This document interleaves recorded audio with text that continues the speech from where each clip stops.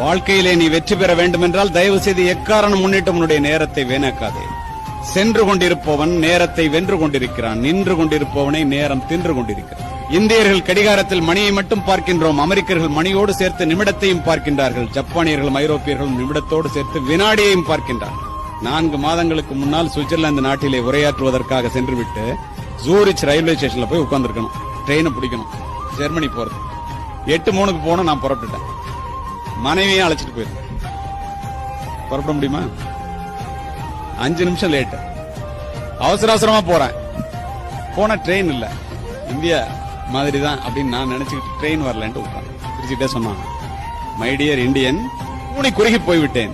இந்த ட்ரெயின் 1 மணி நேரத்துக்கு 850 கிலோமீட்டர் வேகத்துல போறதுடா, நேரம் பாதி தூரம் போயிருக்கும், நீ லேட்டா வந்திருக்க போடாங்க. திரும்பி மனைவியை பார்த்தேன். ஒரு டிக்கெட் 57,000 ரூபாய், 2 டிக்கெட் 1,14,000 ரூபாய். பாக்குறத தவிர வேற என்ன பண்ண முடியும்?